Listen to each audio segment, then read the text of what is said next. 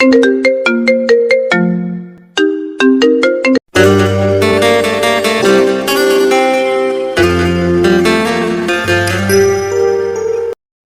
নতুন ভালোবাসার গল্প পেতে আমাদের চ্যানেলটি সাবস্ক্রাইব করে পাশে থাকা বেল আইকনে ক্লিক করুন। ধন্যবাদ। 7-5 না ভেবেই হুট করে রিকশায় উঠে গেলাম। পাশেই টঙের চা খাচ্ছে আমার একমাত্র ক্রাশের সামনে আসলে আমার হার্টবিট উসাইন বোল্টের ন্যায় দৌড়াতে থাকে। কেমন অসহায় লাগে। লুকিয়ে লুকিয়ে দেখার সময় মনে হয় ধরা পড়ে গেলাম। উফ কি জ্বালা, শান্তিতে একটু দেখতেও পারি না ক্রাশটাকে। তো আমি আসলে এখন কলেজ থেকে বাড়ি ফিরছিলাম। বাসা কাছাকাছি আসতেই দেখি স্বয়ং ক্রাশ মহাশয় পাড়ার টঙের দোকানে চা খাচ্ছেন। এমনি আমি দেখতে সুন্দর না, তার উপর কলেজ থেকে ফিরছি, ক্লান্তিতে চেহারার বিধ্বস্ত অবস্থা, আয়না নেই সাথে, নয়তো নিশ্চিত বলে দিতে পারতাম আমাকে ঠিক ভূতের মতো লাগছে। এখন এই বিধ্বস্ত অবস্থায় তো আর ক্রাশের সামনে যাওয়া যায় না, তাই নিজেকে আড়াল করতেই সামনে থাকা রিকশায় উঠে গিয়েছি। পাশ থেকে কেউ ডাকছে বুঝতে পারছি, কিন্তু আমি এখন ক্রাশকে দেখতে ব্যস্ত আছি। আশেপাশে কে ডাকছে সেসব নিয়ে মাথা ব্যথা নেই। রিকশা একটু এগিয়ে যেতেই ক্রাশকে আর দেখা গেল না। এই যে, কে আপনি? আশ্চর্য তো, হুট করে রিকশায় উঠে গেলেন। এত ডাকছি শুনতে পাচ্ছেন না? বধির নাকি? কারোর আগে কণ্ঠে ধমক শুনে এবার পাশ ফিরে তাকালাম। একজন সুদর্শন যুবক আমার পাশে বসে আছে। আরে এ কে? আপনি আমার পাশে কি করছেন? হ্যাঁ, বেশ জোরেই বলে উঠলাম। উচ্চস্বরে কথা বলে রাস্তায় বেশ কিছু মানুষ সোজা আমাদের রিকশার দিকে তাকালো। এমনকি রিকশাওয়ালাও একবার ঘাড় ঘুরিয়ে পরখ করে নিল। এবার আমি একটু মিয়ে গেলাম। আরে আস্তে, আপনি তো আমাকে গণধোলাই খাওয়াবেন দেখছি। রিকশায় উঠলেন আপনি আর বলছেন আমি আপনার পাশে কি করছি? অদ্ভুত পাগল তো। এবার ব্যাপারটা বুঝলো মিহু। তাড়াহুড়ো করে তখন এই লোকের রিকশায় উঠে বসেছে সে। তবুও দমে গেলে তো হবে না, তার উপর লোকটাকে পাগল বলেছে। কনফিডেন্স নিয়ে বলল, এই পাগল কাকে বলেন? হ্যাঁ, রিকশায় উঠেছি তো কি হয়েছে? হ্যাঁ, আমি তো অত মোটা না যে সব জায়গা নিয়ে বসেছি। আপনি তো আর জায়গার অভাবে রিকশা থেকে পড়ে যাচ্ছেন না, তাই না? তো এত সমস্যা কিসের? সমস্যা কিসের মানে? আপনি এরকম যার তার রিকশায় উঠে পড়বেন নাকি? একটা ছেলের সাথে বাড়ি ফিরছেন, আপনার বাসার লোক কিছু বলবে না? একটু চিন্তায় পড়ে গেল মিহু। লোকটা অবশ্য ঠিকই বলেছে। এক হাত দিয়ে মাথা চুলকে বলল, আচ্ছা যান, ঠিক আছে, আমার বাসার সামনেই। আমি তার একটু আগেই নেমে যাব, আর ভাড়াটাও দিয়ে দিব। এবার খুশি? কিপটা কোথাকার। মেয়েটার কথা অবাক না হয়ে পারল না অভি। ও কিপটা? Like seriously? তবুও কিছু বলল না। এই মেয়ের সাথে যত কথা বলবে ততই কথা বাড়বে। চুপ থাকাই ভালো, সামনে নেমে গেলেই ঝামেলা শেষ। কিছুক্ষণ চুপ করে কৌতূহল নিয়ে প্রশ্নটা করেই ফেলল অভি। আপনি এত কি দেখছিলেন ওই ছেলেটাকে? হক চুকিয়ে যায় মিহু, আমতা আমতা করে বলে, কোন ছেলে? আমি তো কাউকে দেখছিলাম না। অভি নিঃশব্দে হেসে দেয়, সন্ধিহান গলায় বলে, ক্রাশ নাকি? ধ্যান, বেশি বুঝেন কেন? হ্যাঁ, ওই ছেলে আমার ক্রাশ হবে কেন? উল্টো আমি ওর ক্রাশ। দেখলে ডিস্টার্ব করবে, তাই আপনার রিকশায় উঠে গেলাম, বুঝলেন? নিজের ট্যালেন্ট দেখেই নিজেই মুগ্ধ মিহু। কি সুন্দর করে বানিয়ে কথা বলতে পারে, বাহ। বুঝলাম তো। মেয়েটার বাচ্চামো কথায় না হেসে পারে না অভি। সে খুবই রাগী। অন্য কেউ হলে এতক্ষণে সে কি করতো তা সে নিজেও জানে না। একবার আর চোখে সচেতনভাবে মেয়েটার দিকে তাকায়। রিকশার একদম পাশ ঘেঁষে বসে আছে সে। একটু হলেই পড়ে যাবে। চোখের দৃষ্টি বাইরের দিকে। ঘন পাপড়ির আড়ালে গভীর কালো চোখ দুটো যেন ঢেকে গেছে। হালকা বাতাসে মাথায় থাকা ওড়না পড়ে যায় মিহুর। দৃষ্টি সরিয়ে নেয় অভি। একটা মেয়ের দিকে এভাবে তাকিয়ে থাকা মোটেও কোনো শোভনীয় কাজ নয়, সেটা সে জানে। মিহু দ্রুত ওড়না টেনে নেয়। আজকে সকালে তাড়াহুড়ো হিজাবটাও পরতে পারেনি সে। আঙ্কেল থামান, আমি এখানেই নামবো। রিকশা থামলেই মিহু দ্রুত নামতে যেয়ে হোঁচট খায়। অভি মৃদু ধমকের স্বরে বলে, আরে আস্তে, এত ছটফট করেন কেন? মিহু এক পলক তার দিকে দৃষ্টি দেয়। চোখাচোখি হয়ে যায় তাদের। অভি চাইলেও দৃষ্টি সহাতে পারে না। মিহু চোখ নামিয়ে নেয়। অস্বস্তি হয় তার। আমতামতা করেও কিছু না বলে ব্যাগ থেকে টাকা বের করতে নিলে অভি বলে, হয়েছে, আপনার ভাড়া দিতে হবে না, ভাড়া দেওয়াই আছে, আপনি বাসায় যান। কিন্তু অভি ইশারায় যেতে বলে। মিহু কথা বাড়ায়। বাসার গেট দিয়ে ঢুকতেই পিছে ফিরে দেখে ছেলেটা রিকশা থেকে ওর বাসার সামনেই নামছে। এমনকি গেট দিয়েও ঢুকে গিয়েছে। দ্রুত পায়ে এগোতে এগোতে বলে, এই যে সমস্যা কি আপনার? হ্যাঁ, এখন কি বাসায় এসে কমপ্লেন করবেন নাকি? মিহুর কথায় ভ্রু কুঁচকে তাকায় অভি। শান্ত গলায় বলে, আমি এখানে এসেছি। বিরক্ত নিয়ে কিছুক্ষণ তাকিয়ে থাকে মিহু। ভাবে হয়তো কোনো ভাড়াটিয়ার বাসায় এসেছে। একসাথে সিঁড়ি দিয়ে উঠে তারা। তৃতীয় তলায় এসে অভি বেল বাজাতেই বিস্মিত কণ্ঠে মিহু বলে, আপনার ভুল হচ্ছে, এটা আমার বাসা, আপনি হয়তো অন্য কোনো। এটুকু বলতেই গেট খুলে দিল সাদিফ। সাদিফ মিহুর বড় ভাই, মিহুর থেকে প্রায় 6 বছরের বড়। অভি আয়। অভি ভেতরে ঢুকতেই মিহুকে দেখে সাদিফ। অভির পিছে এতক্ষণ দেখাই যাচ্ছিল না মেয়েটাকে। তুই দাঁড়িয়ে আছিস কেন? ভেতরে ঢোক। ধীর পায়ে ভেতরে ঢুকে মিহু। মনে মনে তার হাজার চিন্তা, লোকটা কি তার ভাইকে কিছু বলে দিবে নাকি? দূর, সব ছেড়ে রিক্সায় উঠতে হলো, আর ওনারই ভাইয়ের বন্ধু হতে হলো। উফ, পৃথিবীটা গোল, আসলে পৃথিবীটা গোল। নিজের ঘরে গিয়ে দরজা আটকে দেয় মিহু। বিছানায় ব্যাগটা রেখে জামা কাপড় নিয়ে ওয়াশরুমে ঢুকে ফ্রেশ হয়ে বের হতেই রান্নাঘর থেকে মায়ের ডাক শুনে রুমের বাইরে পা বাড়ায় সে। ভাইয়ের রুম কাটিয়ে যাওয়ার সময় হাসাহাসির শব্দ শুনে মনে মনে স্বস্তি পায় সে। অভি কিছু বলেনি, এই ভেবেই চিন্তাটা মাথা থেকে ঝেড়ে ফেলে। রান্নাঘরে ঢুকতেই দেখে মা বিরিয়ানি রান্না করছে। ব্রু কুচকে ফেলে মিহু। সন্ধিয়ান কণ্ঠে বলে, এসব রান্না করছো কেন? কেউ আসবে? পিছন ফিরে তাকায় নাজিফা বেগম। মিহুর উদ্দেশ্যে বলে, হ্যাঁ, তোর বড় মামা আসবে। বড় মামার কথা শুনে মনটাই ভালো হয়ে গেল মিহুর। এই মানুষটা মিহুর খুব বেশি প্রিয়। মায়ের ডাকে ভাবনা থেকে বেরিয়ে এলো মিহু। নাজিফা বেগম মেয়ের হাতে একটা ট্রে ধরিয়ে দিয়ে বললেন, এটা যে সাদিফের রুমে দিয়ে আয়, ওর বন্ধু আসছে। মিহু উতস্তত করে বলে, আমিনা খালা যে দিয়ে আসেন, আমি পারবো না। দেখছিস না আমেনা কাজ করছে, ও পারবে না, তুই যা। বিরক্তিকর দৃষ্টি নিক্ষেপ করে ট্রেটা হাতে নিয়ে মিহু সাদিফের রুমে যেয়ে দরজায় দাঁড়িয়ে করে বলে, ভাইয়া দরজা খুলো। সাদিফ যেয়ে দরজা খুলে দেয়। মিহুর হাতে খাবার দেখে সাইড দিয়ে বলে, টেবিলে রেখে দে। মিহু ধীর পায়ে ভেতরে ঢুকে সাবধানে ট্রেটা রেখে দেয়। আর চোখে একবার অভির দিকে তাকায়। অভিকে গভীরভাবে তাকিয়ে থাকতে দেখে পরক্ষণে চোখ নামিয়ে নেয়। বিছানা হেলান দিয়ে এক হাতে ফোন নিয়ে তীক্ষ্ণ দৃষ্টিতে মিহুকে পর্যবেক্ষণ করছিল অভি। যদিও মুখের ভাব নির্বিকার। মিহু চলে যেতেই স্বাভাবিকভাবে বলে, কোন ক্লাসে পড়ে তোর বোন? সাদিফ চায়ের কাপ চুমুক দিতে দিতে বলে, ইন্টারে, সেকেন্ড ইয়ার। অভি বাঁকা হাসে, বিড়বিড় করে বলে, ওহো, বাচ্চা মেয়ে। কিছু বললি? না, ভালো।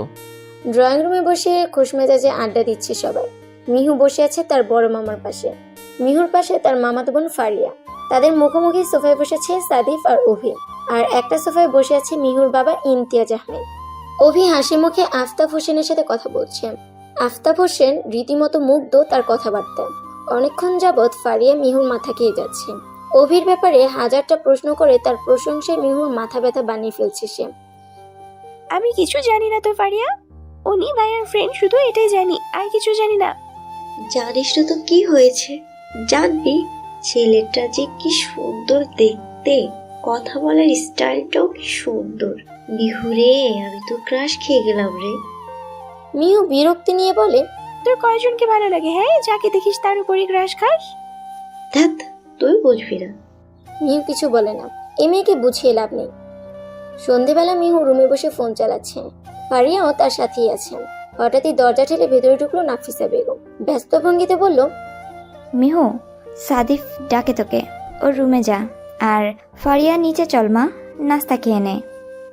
মিহু উঠে যায়। সাদিফ কেন ডাকছে ভেবে পায় না সে। গুটি গুটি পায়ে ভাইয়ের কাছে যেতেই সাদিফ গম্ভীরভাবে বলে, তোকে নাকি কোন ছেলে ডিস্টার্ব করে রাস্তায়? কে? আমাকে আগে বলিস না কেন? চুপ হয়ে যায় মিহু। অভির দিকে তাকিয়ে দেখে তার মুখে দুষ্টমি ভরা হাসি। 2 আঙ্গুল দিয়ে থুতনিতে চেপে জিজ্ঞাসু দৃষ্টিতে তার দিকে তাকিয়েছে। তার ভাইকে চিনি সে, খুব রাগী। আমতামতা করে বলে, না না, না মানে, হ্যাঁ। সাদিফ ব্রু কুচকে তাকায়। আমাকে আগে বলবি না? আসলে তার কথা টেনে নিয়ে অভি বলে, তোর কাছে বলতে লজ্জা পায় হয়তো। মিহু দাঁতে দাঁত চেপে তার দিকে তাকায়। অভি যে তাকে রাগানোর জন্য এমন করছে সেটা সে ভালো করেই বুঝতে পারছে। আচ্ছা ঠিক আছে, যা তুই। আর কালকে আমার সাথে যাবি কলেজে। মিহু মাথা নাড়িয়ে বের হয়ে যায়। মেজাজটা প্রচন্ড পরিমাণে গরম হয়ে আছে। এই বেটায় তোর সব কেন? হ্যাঁ, তার কি দরকার ছিল ভাইয়াকে বলার? শেষে কিনা ভাইয়ার হাতে আমার ক্রাশকে মার খাবে। উফ, জাস্ট অসহ্যকর। বাইরে বাইক নিয়ে অপেক্ষা করছে সাদিফ। কানে ফোন নিয়ে কার সাথে যেন কথা বলছে। পরনে ব্লু জিন্স আর ব্ল্যাক শার্ট, চোখে কালো সানগ্লাস, হাত দিয়ে বারবার সামনের চুলগুলো পিছনে ঢেলে দিচ্ছে। মিহুকে বের হতে দেখে চোখের ইশারায় বসতে বলে। মিহু মাথা নাড়িয়ে বাইকে উঠে বসে। মনে মনে বারবার দোয়া করছে তার ক্রাশ অর্থাৎ অনেক যেন আজকে না থাকে যাওয়ার পথে। কোনোভাবেই যেন না থাকে, থাকলে যে তাকে কি একটা পরিস্থিতিতে পড়তে হবে তার জানা নেই। দুই দিক দিয়ে ফেসে যাবে সে। বড় রাস্তার মোড়ে যেয়ে বাইক থামায় সাদিফ। মাথাটা হালকা ঘুরিয়ে জিজ্ঞেস করে, ওই না? সাদিফের ডাকে হুঁশ ফেরে মেহুর। অন্য মানুষকে অতিরিক্ত চিন্তায় ডুবেছিল সে। মাথা তুলে দেখে অনেক দাঁড়িয়ে আছে রাস্তার পাশে। সাদিফ কেমনে চিনল বুঝে ওঠে না সে। হ্যাঁ, তুমি কেমনে চিনলে? অভি বলল কালকে, আর আমি চিনি তো ওকে। বলতে বলতেই বাইক থেকে নেমে দাঁড়ায় সাদিফ। হাত ধরে বোনকে নামিয়ে দেয়। হাতের উল্টো পিঠে দিয়ে মুখের ঘাম মুছে মিহু। কোনোভাবে আজকে সামাল দিতে পারলেই হয়। আর কোনোদিনও অনেকের দিকে ফিরেও তাকাবে না সে। মনে মনে প্রতিজ্ঞা করে সে। গুটি গুটি পায়ে ভাইয়ের পিছে দাঁড়ায় মিহু। সাদিফ শান্ত গলায় বলে, অনেক তুমি ওকে ডিস্টার্ব করো? এই বয়সে এইসব শিখছো? তোমার বয়স পার করে এসেছি আমি। এই বয়সে ধমকে কাজ হয় না, হিতে বিপরীত হয়। তাই আমি ভালো করেই বলছি তোমাকে, এসব ছাড়ো। আমি যেন আর কখনো না শুনি তুমি এসব করছো। গাট ইট? মিহু অনেকের রিয়েকশন দেখার জন্য অপেক্ষা করছিল। তবে সে যা ভেবেছিল তেমন কিছুই হলো না, বরং হলো তার উল্টো। অনেক মাথা নিচু করে বলল, সরি ভাইয়া, আর কখনো হবে না। মিহু হতবাক, চমকিত। হলোটা কি? ব্রু কুচকে নিজেকে চিমটি কাটলো সে। না, ব্যথা তো পাচ্ছে। তার মানে সত্যি? অনেকের দিকে তাকায় সে। অনেক স্বাভাবিকভাবে দাঁড়িয়ে আছে।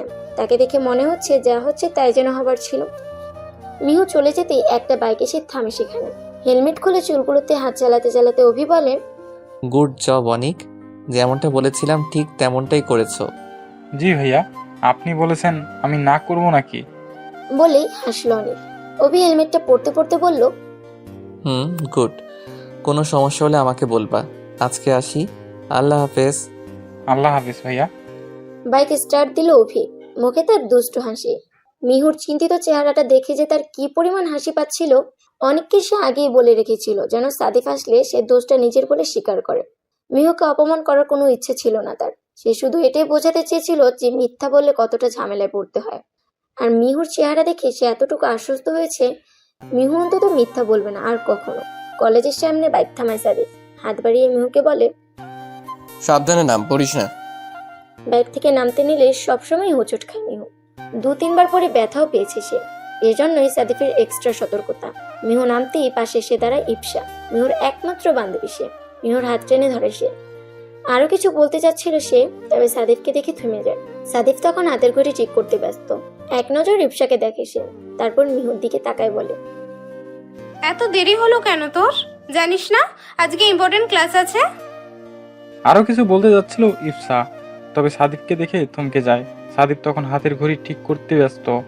এক নজর ইফসাকে দেখে সে, তারপর মিহুর দিকে তাকিয়ে বলে, একা আসতে পারবি না নাকি আমি নিতে আসবো?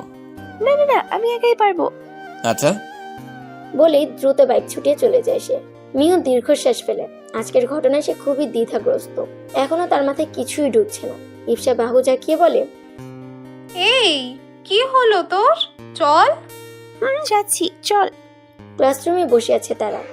এখন ব্রেক টাইম। ইপসা গালে হাত রেখে মনোযোগী হয়ে মিহুর কথা শুনছে। মিহু এক হাত দিয়ে তুড়ি বাজিয়ে বলল, তুই কি আদৌ আমার সব কথা বুঝতে পারছিস ইপসা? এমন ভ্যাবলার মতো তাকিয়েছিস কেন? হ্যাঁ, পারছি রে দোস্ত, পারছি। শুধু সব না, একটু বেশি বুঝতে পারছি আমি। কলেজ থেকে বাসায় ফিরে সোফায় দপ করে বসে পড়ে মিহু। ক্লান্তিতে ঘুম আসছে তার। এতক্ষণ ইপসার ননস্টপ বকবকানি শুনে কানগুলো পর্যন্ত ব্যথা হয়ে গেছে। হিজাবটা খুলে সোফায় গায়ে লিয়ে দেয়। কিছুক্ষণের মধ্যে ঘুমিয়েও যায়। ঘুম ভাঙে সাদিফের ডাকে। চোখগুলো ছোট ছোট করে বিরক্তি মাখা কণ্ঠে বলে, কি সমস্যা তোমার? দেখছো না ঘুমাচ্ছি, ডাকো কেন? এই ভর দুপুরে তুই ঘুমোচ্ছিস, তাও বসার ঘরের সোফায়? বাড়িতে কি জায়গা কম হয়ে গেছে? যা নিজের রুমে যা।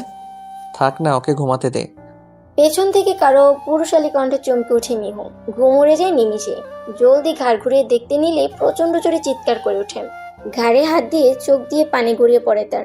অনেকক্ষণ এক হাত হয়ে শুয়েছিল, তাই হঠাৎ করে ঘাড় ঘুরানোতে ঘাড়ের পেশিতে টান পড়েছে তার। সাদিফ দ্রুত ধরে মিহুকে। চোখের পানি মুছিয়ে দিয়ে অস্থির কণ্ঠে বলে, কি হলো? মিহুর চিৎকারে নাজিফা বেগম রান্নাঘর থেকে ছুটে এসেছেন। সেও চিন্তিত গলায় বলল, কি হলো? ঘাড়ে ব্যথা করছে? মিহু অস্পষ্ট স্বরে বলে, অফি এগিয়ে যায়। কিছুটা অপ্রস্তুত ভাবে বলে, হঠাৎ নড়ে যাওয়ায় পেশিতে টান পড়েছে। সাদিফ তাকায়, বলে, তাহলে এখন ঠিক হবে কিভাবে? ডাক্তার ডাকবো? ম্যাসাজ করে দিলেই ব্যথা কমে যাবে। তারপর কিছুক্ষণ চুপ থেকে বলে, আমি করব? সাদিফ দ্রুত উঠে দাঁড়ায়, অভিকে নিজের জায়গায় বসতে বলে। কর, তাড়াতাড়ি কর। অভি মিহুর পাশ ঘেঁষে বসে, নরম গলায় মিহুকে বলে। হাতটা সরাও।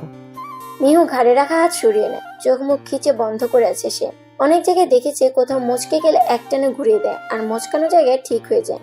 এখন যদি এই লোকও মেসেজের নাম করে ধুম করে তার ঘাড় ঘুরিয়ে দেয়, ভেবেই শিউরে উঠেছে। তার ভাবনাকে সম্পূর্ণ ভুল প্রমাণ করা অভি এমন কিছুই করে না। সে আলতো করে ঘাড়ে হাত দিয়ে বিভিন্ন কৌশলে মেসেজ করতে থাকে। মিহুর অস্বস্তি হয়। অভি তার অনেকটা কাছে বসে আছে। অভি ঠান্ডা হাতের ছোঁয়ায় ভিতরে ভিতরে বারবার কম্পিত হচ্ছে সে। কিছু পোড়ার গন্ধ নাকে আসতে দ্রুত রান্নাঘরে ছুট লাগায় নাজিফা বেগম। তরকারি না নামিয়ে গ্যাস জ্বালিয়ে চলে এসেছিল সে। নিশ্চিত সব পুরো শেষ। বেশ কিছুক্ষণ মেসেজ করার পরও মিহুর কোনো পরিবর্তন দেখতে পেল না সাদিক। সে এখনো চোখ মুখ কিছু বন্ধ করে রেখেছে। না পেরে অধৈর্য গলায় অভিকে বলে, অভি, ব্যথা তো কমই মনে হয়। ওকে হসপিটালে নিয়ে যাই। আরে না রে মিহু, ঘাটটা ঘোরাও তো। মিহু মৃদু কণ্ঠে বলে। না, ব্যথা করবে। করবে না, তুমি ঘুরিয়ে তো দেখো। মিহু চোখ খুলে আর চোখে একবার অভিকে দেখে, ধীরে ধীরে ঘাটটা ঘোরায়। না, কোনো ব্যথা নেই। সে অবাক হয়, উৎফুল্ল কণ্ঠে বলে, ভাইয়া সত্যি ব্যথা নেই, আবার আগের মতো হয়ে গেছে। সাদিফের ঠোঁটের কোণে হাসি ফুটে ওঠে। হাসি মুখে অভির দিকে তাকায় সে। অভি বলে, ব্যথার মলম থাকলে নিয়ে আয়, লাগিয়ে দিলে ভালো হবে। আনছি। বলে দ্রুত পায়ে নিজের ঘরে যায় সাদিফ। অভি নিঃশব্দে হেঁটে দেয়। হঠাৎ মেঝেতে চোখ পড়তেই আবারও চমকে ওঠে। তার ওড়না মেঝেতে পড়ে আছে। তার মানে অভির সামনে সে এতক্ষণ ওড়না ছাড়া ছিল। আল্লাহ, অভি না জানি কি মনে করছে। একটানে ওড়নাটা উঠে টর্নেডোর গতিতে নিজের রুমে যেয়ে দরজা আটকে দেয় মিহু। অভি হাসলো। মেয়েটা আসলেই বাচ্চা। সাদিফ মলম নিয়ে আসে। মিহুকে না দেখে বলে, কই গেল? ওই রুমে। অভি হাত দিয়ে ইশারা করে। তারপর বলে, পরে লাগিয়ে দিস মলম, সমস্যা হবে না। ভাইয়া আমার ফোনের চার্জার কোথায়, তুমি নিয়েছো? বলতে বলতেই সাদিফের রুমে ঢুকে মিহু। স্টাডি টেবিলে এতগুলো কাগজপত্র নিয়ে অভিকে বসে থাকতে দেখে অপ্রস্তুত হয়ে যায়। এরা যে এত পড়াশোনা করে কি মজা পায় এটাই ভেবে পায় না মিহু। একবার ঘরে চোখ বুলিয়ে দেখে সাদিফ নেই। অভি দ্রুত বলে, সাদিফ ওয়াশরুমে। ও আচ্ছা। বলেই নিচে যেয়ে ড্রয়ারে খুঁজতে থাকে। পেয়েও যায়। চার্জার নিয়ে বের হতে গেলে অভি বলে, কোথায় গিয়েছিলে? মিহু বুঝতে পারেন অভির কথা। মানে তখন যে এত জোরে দৌড় দিলে মনে তো হচ্ছিল তোমার রুমে কোনো রেল স্টেশন আছে আর তোমার ট্রেন ছুটে যাচ্ছে। তাই বলছি, ট্রেনে করে কোথায় গিয়েছিলে?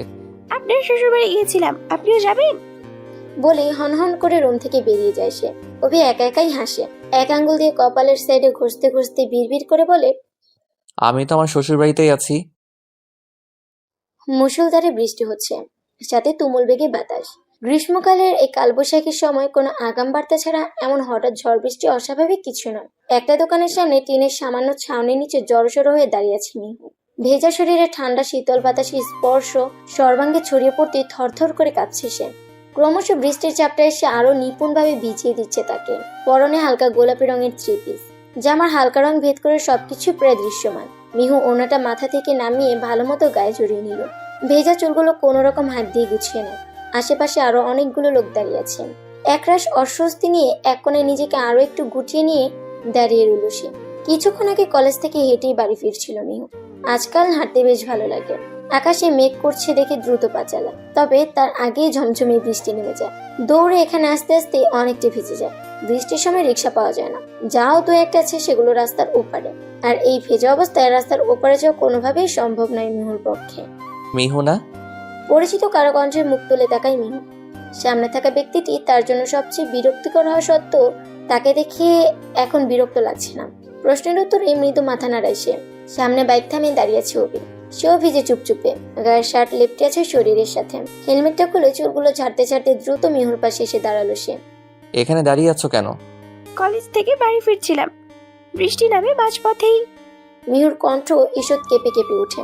অভি মিহুর দিকে আপাত মস্তক একবার চোখ বোলায়। মেয়েটা ভিজে একাকার, শরীরের প্রতিটি ভাঁজ স্পষ্ট। দৃষ্টি সরিয়ে আশেপাশের লোকগুলোর বিশ্রী চাহনি দেখে মুহূর্তে মুখ গম্ভীর হয়ে যায়। কিছু না ভেবেই এক হাতে কাছে টেনে অন্য পাশে নিয়ে জড়িয়ে ধরে নিজের বলিষ্ঠ দেহ দিয়ে লোকগুলোর চাহনি থেকে মিহুকে আড়াল করে দাঁড়ায়। মিহু সচকিত হয়ে বলে, ভাইয়া কি করছেন? অভি সামনের দিকে তাকিয়ে কাটখাট কণ্ঠে বলে, চুপচাপ এভাবেই থাকো, বৃষ্টি কমলে বাসায় পৌঁছে দিব। মিহু কাচুমাচু করে। কিছু বলতে চেয়েও অভির দিকে তাকিয়ে আর কিছু বলে না। মনে মনে শান্তি পায় সে। লোকগুলোকে মোটেও সহ্য হচ্ছিল না তার। অভির স্পর্শে আর যাই হোক কোনো খারাপ ছোঁয়া নেই। অভির শরীর ভিজে বরফ ঠান্ডা হলো, তার সংস্পর্শে এসে কাঁপাকাঁপি কমে গেছে মিহুর। উষ্ম উষ্ম আভাস পাচ্ছে সে। বৃষ্টি হালকা কমেছে। মিহুকে এই অবস্থায় নিয়ে বাইকে যাওয়া যাবে না, তাই রিক্সা ঠিক করার জন্য বের হতে নিলেই মিহু ইতস্তত কণ্ঠে বলে, আপনি যে রিক্সা নিয়ে আসেন, আমি এখানে দাঁড়াই। অভি মিহুকে আরো একটু শক্ত করে ধরে সহজ গলায় বলে, কেউ কিছু দেখতে পাবে না, আমি আছি তো, চলো। মিহুকে রিক্সায় উঠিয়ে রিক্সার পলিথিনটা দিয়ে সুন্দর করে ঢেকে দিল অভি। তারপর নিজেও উঠে বসলো। রিক্সা চলছে দ্রুত গতিতে। ঠান্ডা বাতাস সাই সাই করে ছড়িয়ে পড়ছে তাদের নাকে মুখে। মিহু আবারও কাঁপছেন। দাঁতে দাঁত লেগে মৃদু আওয়াজ হচ্ছে। অভির শার্টে হাতটা ফোল্ড করে চেপে চেপে পানি ঝরছিল। মিহুকে এভাবে কাঁপতে দেখে এক হাত পিঠের পিছন দিয়ে মিহুর হাতের বাহুতে রাখে। মধ্যকার দূরত্ব কমিয়ে আনে। মিহুর গা গরম, জ্বর আসবে বোধহয়। মিহু গুটিসুটি হয়ে লেগে থাকে অভির সাথে। শীত সহ্য হয় না তার। খুব ঠান্ডা লাগছে। মিহু অস্পষ্ট স্বরে বলে, রিক্সার চাকুনিতে নড়ে চড়ে ওঠে মিহু। তাল সামলাতে অভির হাত খামছে ধরে। নখের আঁচড়ে ব্যথা লাগে অভির, তবুও কিছু বলে না। মিহুর দিকে আর একবারও তাকায় না সে। মুখ ঘুরিয়ে কঠিন দৃষ্টিতে বাইরে তাকিয়ে থাকে। মনের মধ্যে বিচরণ করা নিষিদ্ধ অনুভূতিগুলো ঝেড়ে ফেলার তীব্র চেষ্টা অব্যাহত সে। ওয়াশরুমে ঢুকে গিজার অন করে দেয় অভি। শার্টটা খুলে ঝুলিয়ে রাখে। মেয়েলি গ্রান আসছে তার শার্ট থেকে, এমনকি তার শরীর থেকেও। অভি হাসে, আনমনেই বলে, এমন নেশাময় পারফিউম তুমি কোথায় পাও মিহু পাখি? এই ঘ্রাণে আসক্ত হয়ে যাব তো আমি। হাতের দিকে তাকিয়ে দেখে লাল হয়ে নখের দাগ বসে আছে। মুখে পানির ঝাপটা দেয় সে। চোখ বন্ধ করতে মিহুর স্নিগ্ধ মুখটা, কাপা কাপা ঠোঁটগুলো, ভেজা পাপড়িতে ঢাকা কালো কালো চোখ দুটো ভেসে ওঠে। চোখ খুলে জোরে জোরে দুটো শ্বাস নেয় অভি। এ কেমন ঝামেলায় পড়লো সে। শাওয়ার নিয়ে মাত্রই বেরিয়েছে মিহু। বের হতেই দেখে বিছানায় নাজিফা বেগম বসে আছেন, হাতে তার খাবারের প্লেট। মিহু হালকা হেসে পাশে বসলো। মেয়ের হাতে খাবারটা দিয়ে তোয়ালেটা নিয়ে নিল নাজিফা। মাথা মুছিয়ে দিতে দিতে বলল, ছেলেটা খুব ভালো, তাই না? তোদের মধ্যে কিছু আছে? মিহু চমকায়। মায়ের কথা আর ইঙ্গিত বুঝতে পেরেছে সে। মায়ের সাথে বেশ ফ্রেন্ডলি সে, তাই সহজ গলায় বলল, কি থাকবে মা, কিছু নেই। নাজিফা বেগম আর কিছু বলে না। মেয়ের প্রতি যথেষ্ট বিশ্বাস আছে তার। উনি চলে যেতেই দরজা লাগিয়ে দেয় মিহু। পাশে থাকা জ্বরের ওষুধটা খেয়ে বিছানায় গায়ে লিয়ে দেয়। চোখটা বন্ধ করে ঘুমানোর চেষ্টা করে। মনে মনে চিন্তা করে, এর প্রথম কার এতটা কাছে ছিল সে। মুখের সামনে বই খুলে বিছানায় হেলান দিয়ে বসে আছে মিহু। মাথায় যদিও কিছু ঢুকছে না, তবুও পড়তে হবে। 2 মাস পর প্রি টেস্ট পরীক্ষা। পড়াশোনার ভীষণ চাপ। গায়ে মোটা কাঁথা জড়ানো তার। এখনো হালকা শীত শীত করছে। ওষুধ খেয়ে নিয়েছিল বলে হয়তো জ্বরটা আর আসেনি। একবার চোখ তুলে দেয়াল ঘড়িটার দিকে তাকায়। সন্ধ্যা 7:30 বাজে। সারাটা বিকাল ঘুমিয়েই কাটিয়েছেন। আধো আধো ঘুমের ঘরে কিশোরী মনে অভিকে নিয়ে নানান ভাবনা আসছিল। এই বয়সটা স্পর্শকাতর। একটু কিছু হলেই আবেগে ভেসে যায় মেয়েদের মন। এক ফোঁটা আবেগের রঙে যথেষ্ট তাদের ছোট দুনিয়াটাকে রং বেরঙে করার জন্য। দ্রুত বেগে মিহুর রুমের ভিতর ঢুকে সজোরে দরজা লাগিয়ে দেয় সাদিফ। মিহু চোখ তুলে তাকায়। সাদিফের মুখে বিরক্তির ছাপ স্পষ্ট। চুলগুলো এলোমেলো হয়ে আছে, চোখ মুখ ফোলা। গভীর ঘুম থেকে ডেকে তোলা হয়েছে তাকে। হুড়মুড় করে মিহুর বিছানায় এসে শটান হয়ে শুয়ে পড়ল সে। 2 সেকেন্ড পর টান দিয়ে মিহুর কোলে রাখা বালিশটা নিয়ে মাথার নিচে দিতে দিতে বলল, কোনো শব্দ করবি না, নিঃশব্দে পড়বি, আমি ঘুমাবো। মিহু ভ্রু কুচকায়। তেড়ে উঠে বলে, তুমি এখানে ঘুমাবে কেন? তোমার ঘরে যাও। সাদিফ পাশ ফিরে মিহুর গায়ের কাঁথা টেনে নিয়ে বলল, আমার রুমে মার আমেনা খালা পরিষ্কার টরিষ্কার করছে। মিহি দীর্ঘশ্বাস ছাড়ে। ভাইকে কিছু বলে লাভ নেই। সে এখন ঘুমাবে মানে ঘুমাবে।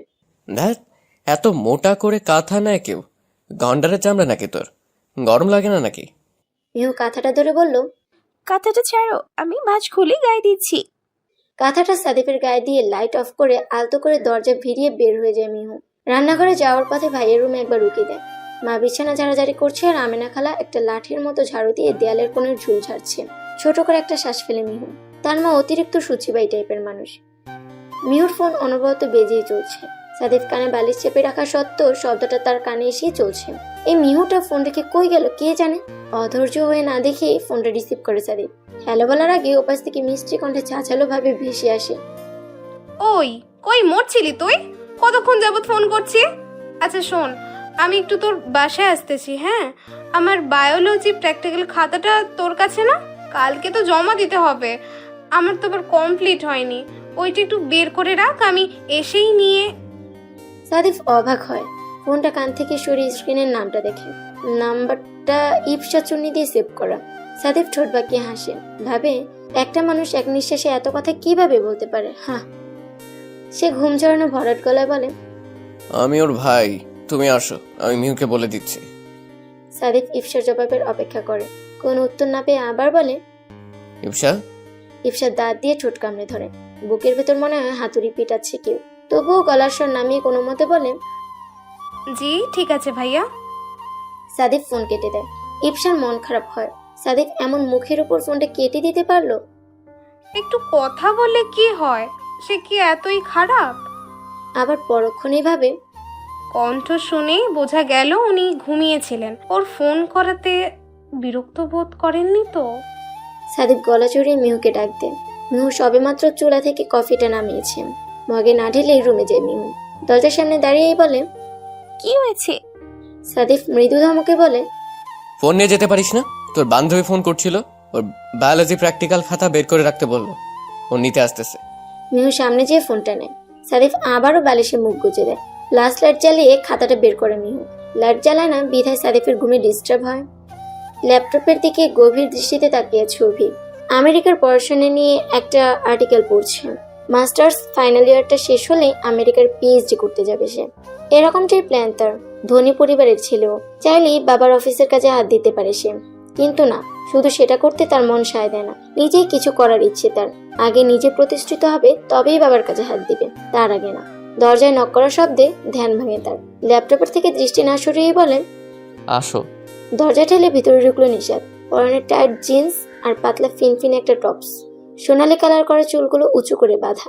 অভি একবার তাকায়, তারপর চোখ নামিয়ে ল্যাপটপের দিকে তাকিয়ে বিরক্তিকর কণ্ঠে বলে, তোর এখানে কি কাজ নিশাত? নিশাত উত্তর দেয় না। দৌড়ে এসে অভিকে দুহাতে জড়িয়ে ধরে। অভি চমকায় না। নিশাত এমনই গায়ে পড়া স্বভাবে। সে ধমকে উঠে বলে, নিশাত ছাড়, তোকে কতবার বলেছি হুটহাট এমন করবি না, ছাড় বলছি। নিশাত ছাড়ে না। অভি নিজে জোরপূর্বক ছাড়িয়ে নেয়। নিশাত গা ঘেঁষে বসে পড়ে। ওর গা থেকে তীব্র পারফিউমের গন্ধ আসছে। গন্ধটা সহ্য হচ্ছে না অভির, মাথা ধরে যাচ্ছে। কই, মিহুর গা থেকে তো কত মিষ্টি গ্রান আসে। এক হাত দিয়ে কপাল চেপে ধরে অভি বলে, তুই যাচ্ছিস না কেন? দেখতে পাস না কাজ করছি? নিশাত অভির হাত ধরে, হাতের বাহুতে মাথা ঠেকিয়ে বলে, তুমি এমন করো কেন ভাইয়া? দেখো আমি কত সুন্দর করে সেজে এসেছি তোমার জন্য, দেখো। অভি তাকায় না, গম্ভীর কণ্ঠে বলে, তুই আমার জন্য সাজবি কেন? পাগলামো না করে যা প্লিজ, আমাকে ডাকতে বাধ্য করিস না। নিশাত হতাশ হয়, সরে বসে অভির থেকে। অভিকে রাগাতে চায় না ও। খটখট করে হিল জুতার শব্দ তুলে বের হয়ে যায় রুম থেকে। অভি দরজার দিকে তাকিয়ে দীর্ঘশ্বাস ছাড়ে। নিশাতের পাগলামের কারণ সে জানে, বুঝে। মেয়েটা তাকে ভালোবাসে, কিন্তু তার কিছুই করার নেই। সে যে তাকে ভালোবাসে না। মনের বিরুদ্ধে কার জোর খাটে? নিশাতের শরীরের প্রতি বিন্দু মাত্র আকৃষ্ট হয় না সে। জোর করে তো ভালোবাসা যায় না। সে ভেবেছিল সে কখনোই কাউকে ভালোবাসতে পারবে না, কখনো কারোর জন্য এমন অনুভূতি তৈরিই হবে না। কিন্তু না, সে ভালোবেসেছে, প্রবলভাবে ভালোবেসেছে। প্রকৃতি তাকে ভালোবাসা জেলে ফাঁসাতে সক্ষম হয়েছে। সে ভালোবেসেছে তার প্রাণপ্রিয় মিহু পাখিকে। সাদিফের বিছানায় পা গুটিয়ে বসে আছে ইফসার মিহু। সামনে দুটো বাটিতে পেঁয়াজ আর বিস্কিট রাখা। সন্ধে হয়ে গেছে, তাই ইফসা খাতাটা নিয়ে চলে যেতে চেয়েছিল, কিন্তু নাজিফা বেগমের জোড়াজোড়িতে কিছুক্ষণের জন্য থেকে গিয়েছে। মিহুর রুমে সাদিফ শুয়ে আছে, এজন্যই সাদিফের রুমে এসে বসেছে তারা। ইফসা খানিকক্ষণ আশেপাশে চোখ বুলেই অন্যমনস্ক হয়ে বলল, উনি খুব শৌখিন, খুব গোছানো। মিহু একটা পেঁয়াজও মুখে নিয়ে চিবাতে চিবাতে বলল, ভাইয়ার কথা বলছিস? ইফসার হুঁশ ফিরে সে অস্বস্তি ভরা কণ্ঠে বলে, না মানে হ্যাঁ, রুমটা খুব সুন্দর করে সাজানো। মিহু অদ্ভুতভাবে হাসে। ইফসার সচেতন চোখে তাকায়। মিহুর কি হলো? সে তো কখনো এত সিরিয়াস থাকে না। সে সন্ধিহান কণ্ঠে বলল, তোর আবার কি হলো? মিহু কিছু বলবে তার আগেই দরজা খোলার শব্দে দুজনেই সেদিকে ফিরে তাকায়। নাজিফা বেগম হন্তদন্ত হয়ে ঢুকলেন। দ্রুত গলায় বললেন, মিহু যা, সাদিফকে ডেকে বল ইপসাকে বাসায় পৌঁছে দিতে, দেরি হয়ে যাচ্ছে মেয়েটার। ইফসা হকচকিয়ে যায়। সাদিফের সাথে বাসায় ফিরবে সে? তাড়াহুড়ো করে বলে, না আন্টি, আমি একাই যেতে পারবো, সমস্যা হবে না। নাজিফা বেগম আপত্তি করে বললেন, না না, এই সন্ধ্যাবেলা একা যাওয়া যাবে না, বিপদ আপদ বলে কয়ে আসে না। ইফসা চুপ করে যায়। এই কথার পিঠে কিছু বলার মতো যুক্তি পেল না সে। অগত্যা রাজি হওয়া ছাড়া কোনো উপায়ান্তর পেল না ও। ধীর পায়ে সাদিকের পিছিয়ে উঠে বসলো ইফসা। সাদিফের পরনে ট্রাউজার আর হাফ হাতা গেঞ্জি। নিজের হেলমেটটা পরে ইফসার দিকে আরেকটি হেলমেট এগিয়ে দিল। পরো, বাতাস অনেক, ঠান্ডা লেগে যাবে। আর ট্রাফিকেও থামিয়ে দিবে হেলমেট না পরলে, জানোই তো। জি। বলেই হেলমেটটা নিয়ে পরে নিল ইফসা। সাদিফ বাইক স্টার্ট দিতে দিতে বলল, আমাকে ধরে বসো ইপসা। ইফসা কিছু বলল না। সাদিফ যতবারই তাকে নাম ধরে ডাকে ততবারই একটা অদ্ভুত ভালো লাগে তার। সে একটা হাত আলতো করে সাদিফের কাঁধে রাখলো। সাদিফ এক নজর তাকিয়ে বাইক চালানোর ধ্যান দিল। পথিমধ্যে আর একটা কথাও বলেনি কেউ। ইফসার বাসার সামনে বাইক থামালো সাদিফ। হেলমেটটা খুলে উস্কো খুস্কো চুলগুলোতে হাত চালাতে চালাতে বলল, পৌঁছে গেছি, নামও সাবধানে। ইফসা নামছে না দেখে ঘাড় ঘুরায় সাদিফ। দেখে দুহাত উঠিয়ে পিছনে নিয়ে মাথা নিচু করে হেলমেটের লক খোলার চেষ্টা করছে ইফসা। চুলে আটকে গেছে। হুম। সাদিফ মৃদু হেসে বলে, হাত সরাও, আমি খুলে দিচ্ছি। ইফসা হাত সরায় না। দ্রুত চুলগুলো ছাড়ানোর চেষ্টা করতে করতে বলে, আমি পারবো। পারবে না। বলে ইফসার হাতের উপরেই হাত রাখে সাদিফ। এক ঝটকায় হাত সরিয়ে নেয় ইফসা। সাদিফ খুব যত্ন করে লকটা থেকে আটকে যাওয়া চুলগুলো ছাড়িয়ে নেয়। হেলমেটটা খুলে দিয়ে বলে, হয়ে গেছে, যাও। ইফসা নেমে যায়। মিষ্টি হেসে হাত নাড়িয়ে বিদায় দিয়ে বলে, ধন্যবাদ ভাইয়া, আল্লাহ হাফেজ। সাদিফ হেসে বলে, আল্লাহ হাফেজ, যাও বাসায় ঢুকো। ইফসা না ঢোকা পর্যন্ত ওখানেই দাঁড়িয়ে থাকে সাদিফ। ইফসা চলে যেতেই একটা ছোট্ট শ্বাস ফেলে বাইক স্টার্ট দেয়। কখন থেকে মিহুর ফোনে কল দিয়েই যাচ্ছে অভি, রিসিভ করার নামই নাই মিহু। সাদিফকে কল করছে, সেও ধরছে না। মেয়েটার আবার জ্বর এলো না তো? কম তো ভিজেনি। আবার ভেজা শরীরে কতক্ষণ দাঁড়িয়েও ছিল। টেনশনে মাথা ধরে যাচ্ছে তার। আরেকবার কল করতেই রিসিভ হলো। ওপাশ থেকে ঝাঁঝালো কণ্ঠে শোনা গেল, এই কে তুই? হ্যাঁ, বারবার কল দিচ্ছিস কেন? মেয়েদের নাম্বার পেলেই ডিস্টার্ব করতে মন চায়, তাই না? অসভ্য কথা। অভি ফোনটা কান থেকে একটু সরিয়ে নেয়। 2 সেকেন্ড পরে আবারও কানে লাগিয়ে বলেন, আমি অভি। মিহু দাঁত দিয়ে জিভ কাটে। মৃদু কণ্ঠে বলেন, আপনি? অভি ব্যঙ্গ করে বলেন, এখন আপনি? একটু আগে তো তুই তোকারি করছিলা। আর কি জানো, মেয়েদের ডিস্টার্ব করি?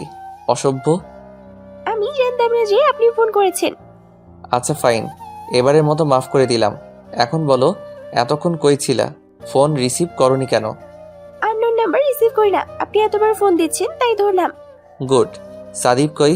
ওকেও তো ফোন দিচ্ছি। এতক্ষণে বুঝি মিহু অভি আসলে সাদিফের সাথে কথা বলার জন্য তাকে কল দিয়েছেন। তাই তো বলে অভি তাকে ফোন দিবে কেন। আপনি ভাইয়ার সাথে কথা বলবেন, তাই না? আসলে ভাইয়া বাসায় নেই, বাইরে গেছে। আমি কখন বললাম ওর সাথে কথা বলবো? না মানে? অভি কণ্ঠে কোমলতা নিয়ে বলে, তুমি ঠিক আছো? জ্বর টর আসেনি তো? মিহুর অদ্ভুত লাগে। অভির কণ্ঠ কেমন অন্যরকম শোনায়। সে আমতা আমতা করে বলে, জি ঠিক আছে। আচ্ছা রাখছি, আল্লাহ হাফেজ। শুনেন, অভি ফোন কাটতে চেয়েও কাটে না। জিজ্ঞাসা কণ্ঠে বলে, কিছু বলবা? আপনি আমার নাম্বার কোথায় পেলেন? সেটা কি খুব কঠিন কিছু? মিহু জবাব দেয় না। ভাবে আসলেই তো কি বোকার মতো একটা প্রশ্ন করলো সে। অভি হেসে ফোন কেটে দেয়। এখন শান্তি লাগছে তার, খুব শান্তি। সময় প্রবহমান, কারো জন্য থেমে থাকে না। ঘড়ির কাঁটার সাথে তাল মিলিয়ে নির্দিষ্ট গতিতে চলতে থাকে আমাদের জীবন। দেখতে দেখতে কেটে গেছে 2.5 মাস। আজকে শেষ হয়েছে মিহুর প্রি টেস্ট পরীক্ষা। ব্যস্ত সময় কেটেছে তার। পড়াশোনায় সে মাঝামাঝি ধরনের স্টুডেন্ট। বস্তুত ভালো করতে হলে পড়তেই হবে, এই কথাই বিশ্বাসী সে। পরীক্ষা দিয়ে কলেজ থেকে ফিরে গোসলে ঢুকেছে। 1 ঘন্টা যাবৎ শান্তিময় গোসল দিয়ে চুলের তোয়ালে পেঁচিয়ে বেরিয়ে এলো সে। পরীক্ষা বেশ ভালো হয়েছে আজকে। মনটা ফুরফুরে। আয়নার সামনে দাঁড়িয়ে চুল মুছছে আর গুনাগুন করে গাইছে, oh baby come come come come to me, oh baby come come come come to me, ও আমি তোমার হিরো হলে তুমি সুপার হিট, ও বেবি। আরো গাওয়ার আগেই সাদিফের ধমকে চমকে পিছিয়ে ফিরল সে। ওই কি বলস তুই এগুলা? মিহু ফিসলে এসে বলল, এটা তো গান ভাইয়া। সাদিফ চোখ মুখ কুচকে তাকায়। মৃদু ছাড়ি দিয়ে বলে, এটা কেমন গোছের গান? বাদ দে, তুই যেমন তোর গানও সেরকমই। মিহু তেড়ে উঠে বলে, আমি কেমন? হ্যাঁ, তোমাকে কেউ বলছে আমার গান শুনতে? সাদিফ এসে কান টেনে ধরে মিহু। মিহু চিল্লিয়ে বলে, মা দেখে যাও, তোমার ছেলে আমাকে মারে। সাদিফ দ্বিগুণ চিল্লিয়ে বলে, হ্যাঁ আসো, দেখো তোমার মেয়ে বেবি বেবি গান গায়, আবার কাম টুমি করে, আরো কি সব যে বলে। নাজিফা বেগম রান্নাঘর থেকেই চিল্লিয়ে বলে, তোরা থামবি? সাদিফ তুই না বড়, মারিস কেন? ছাড়বি নাকি আমি আসবো? সাদিফ একটা মোচড় দিয়ে ছেড়ে দিয়ে বলে, না থাক, আশা লাগবে না, ছেড়ে দিছি। মিহু এক হাতে কান ঘষতে থাকে। ব্যথা হয়ে গেছে। বিড়বিড় করে বলে, ফালতু অসহ্যকর। কি বললি? মিহু ঝামটা দিয়ে বলে, কিছু না, তুমি কি কাজে এসেছো? ও হ্যাঁ, আমি বলতে আসছিলাম যে রাতে রেডি থাকিস তুই। আমার সাথে একটা দাওয়াতে যাবি। কিসের দাওয়াত? আমি যাব না। সাদিক মিহুর মাথায় চাটি মেরে বলে, তুই যাবি, তোর বাপ যাবে না। থাক, বাপ যাওয়া দরকার নাই, তুই গেলেই হবে। And it's final. বলেই রুম থেকে বেরিয়ে যায়। মিহু মুখ ভেঙচিয়ে চুল মুছতে থাকে। এই কয়েক মাস পড়তে পড়তে ক্লান্ত সে। এখন একটা শান্তির ঘুম দিবে। সন্ধ্যা 7টা, মিহু রেডি হচ্ছে। একটু আগে গভীর ঘুম থেকে টেনে টুনে তাকে তুলেছে সাদিক। চোখে এখনো ঘুম ঘুম ভাব। একটা কালো রঙের লং গাউন পরে নিল, জামার ওড়নাটা লাল রঙের, তাই মিলিয়ে একটা লাল হিজাব পরলো। হালকা একটু পাউডার দিয়ে ঠোঁটে লিপস্টিক লাগিয়ে নিল। ফোনটা হাতে নিয়ে রুম থেকে বের হলো সে। সাদিক সোফায় বসে ওর জন্য অপেক্ষা করছে। মিহু কাছে যেয়ে বলল, আমি রেডি, চলো। সাদিক এক নজর তাকিয়ে উঠতে উঠতে বলল, বাহ, তোর তো খুব কম সময় লাগে তৈরি হতে। মেয়েদের তো সাজগোজ করতেই ঘন্টা পার হয়ে যায়। মিহুর মুখে চওড়া হাসি ফুটে ওঠে। সাদিক তার প্রশংসা বরাবরই খুব কম করে। হাসি হাসি মুখ নিয়ে কিছু বলতে যাচ্ছিল সে, তার আগেই সাদিক বলে, তোকে তো ভালোই দেখাচ্ছে। কি রে পেতনি, মেকআপ করে ঘুমিয়েছিল নাকি? ধপ করে নিভে যায় মিহু। কিছু না বলে রাগি ফেস নিয়ে হন হন করে বেরিয়ে যায় সে। সাদিক হাসে। বোনটা তার বাচ্চাই রয়ে গেল। আম্মু, আজকে কিন্তু ও আসবে। রুবিনা আহমেদ ছেলের কথা ফিরে তাকায়, মৃদু এসে বলে, আর কয়বার বলবি? অভি ঠোঁটের কোণে মৃদু হাসি ফুটিয়ে বলে, ও কিন্তু বাচ্চা মেয়ে মা, উল্টাপাল্টা কিছু বললে তুমি কিছু মনে করো না। মনে করব না মানে? আমার ছেলেকে তো পাগল করেই ফেলেছে। ওকে তো আমি আচ্ছা মতন বকে দেব। আচ্ছা, বকে দিও। অভি চলে যেতেই রুবিনা আহমেদ স্বস্তির নিঃশ্বাস ফেলে। মেয়েটাকে দেখার খুব শখ তার। অভির মতো বদমেজাজি রাগী ছেলেও যে কাউকে এতটা ভালোবাসে ভাবতেই অবাক লাগে রুবিনা। কোথায় যাচ্ছি আমরা? মানে কার বাসায়? কিসের দাওয়াত? সাদিফ শান্ত কণ্ঠে বলে, অবির বাসায়, ওর মায়ের জন্মদিন আজকে, সেখানেই যাচ্ছি। মিহু থমকে যায়। অভির সাথে তার দেখা হয় না প্রায় 2 মাস। কতবার অভির ফোনে কল করতে যেও করেনি সে। ভাবতো কল করে কি বলবে, আপনাকে মনে পড়ছিল, একটু কেমন শোনায় না, তাই আর করা হতো না। আজকে এতদিন পরে দেখা হবে, কেমন অদ্ভুত লাগছে মিহু। আচ্ছা, এমন কেন লাগছে? মিহুর দিকে অপলক দৃষ্টিতে তাকিয়েছে অভি। মিহুর দৃষ্টি নিচের দিকে। উপরের ঠোঁট দিয়ে নিচের ঠোঁটটা কামড়াচ্ছে সে। অভির রাগ হয়। ঠোঁটটার উপরে এমন অত্যাচার চালাচ্ছে কেন মেয়েটা? পাশেই দাঁড়িয়েছে সাদিফ। সাদিফ হালকা গলা ঝেড়ে অভির দিকে তাকিয়ে বলে, ভেতরে ঢুকতে দিবি না? অভির হুঁশ ফিরে দ্রুত সামনে থেকে সরে দাঁড়িয়ে বলে, হ্যাঁ হ্যাঁ, আয়। সাদিফ মুচকে এসে ভিতরে ঢুকে। মিহু ঢুকে তার সাথে। অভিদের বাসাটা বেশ বড়। উপরতলার একদম কোণার ঘরটা অভির। মিহু সাদিফের হাত শক্ত করে ধরে রেখেছে। আশেপাশে মেহমান, সবাই অচেনা। মিহু সহজে মিশতে পারে না মানুষের সাথে, তার সময় লাগে। রুবিনা আহমেদ কয়েকজনের সাথে কথা বলছিলেন। সাদিফের দিকে এগিয়ে যায়, হাসি মুখে সালাম দিতেই উনি তাকায়।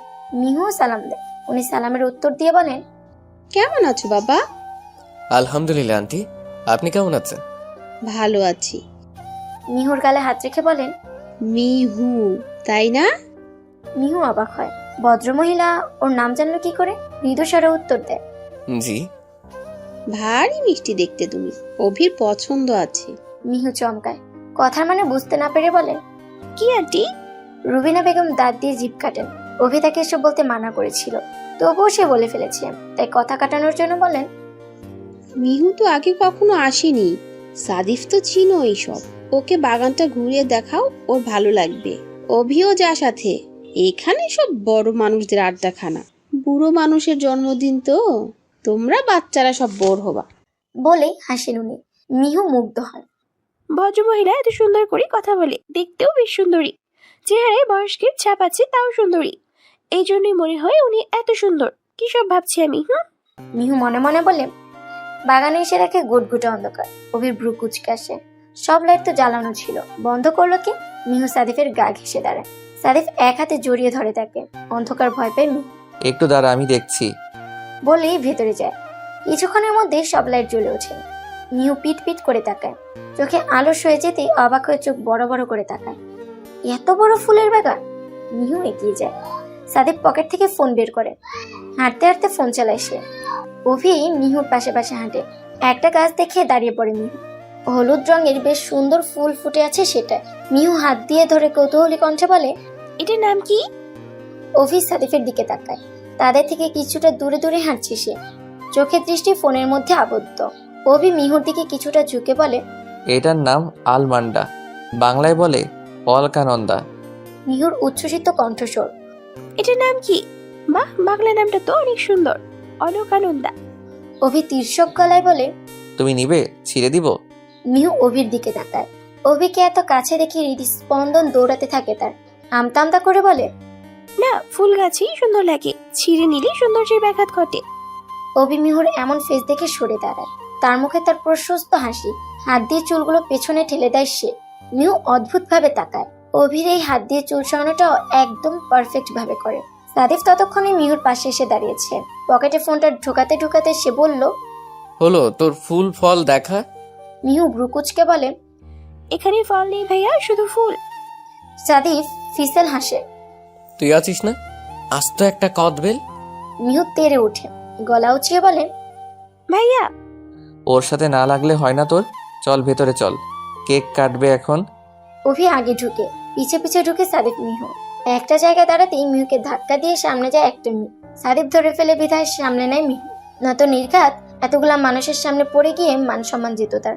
সামনে যে অভিকে জড়িয়ে ধরে নিষাদ। অভি চকিতে তাকায়। এতগুলা মানুষের সামনে নির্লজ্জের মতো নিষাদ জড়িয়ে ধরেছে তাকে। অভির প্রচন্ড অস্বস্তি হয়, সাথে তুমুল রাগ। মিহুর দিকে তাকায় সে। মেয়েটা মাথা নিচু করে রেখেছে। আচ্ছা, ও ভুল বুঝলো না তো? মায়েরা তো স্পেশাল একটা দিন সিনক্রেট করে নষ্ট করতে চায় না সে, তাই চাপা স্বরে ধমকে বলে, নিশাদ, ছাড় আমাকে। নির্লজ্জের মতো এগুলো কেমন ব্যবহার? তুমি কই ছিলে? কতক্ষণ যাবত তোমাকে খুঁজছি আমি। অভি জোরে একটা শ্বাস নিয়ে রাগ দমনের চেষ্টা করে। নিষাদের বাহু ধরে ছাড়িয়ে নেয় নিজের থেকে। ভাগ্য ভালো আশেপাশের মানুষ খেয়াল করেনি। নিজের ভালো চাইলে ফার্দার এমন করবি না নিশাদ, গট ইট? নিষাদ ফ্যাল ফ্যাল করে চেয়ে থাকে। রাগ গিয়ে অপমানের চোখে পানি চলে আসে তার। কেন তাকে অভি পছন্দ করে না? কেন? সেদিনের পর আবারও মিহুর সাথে অভির দেখা হয় না প্রায় অনেক দিন।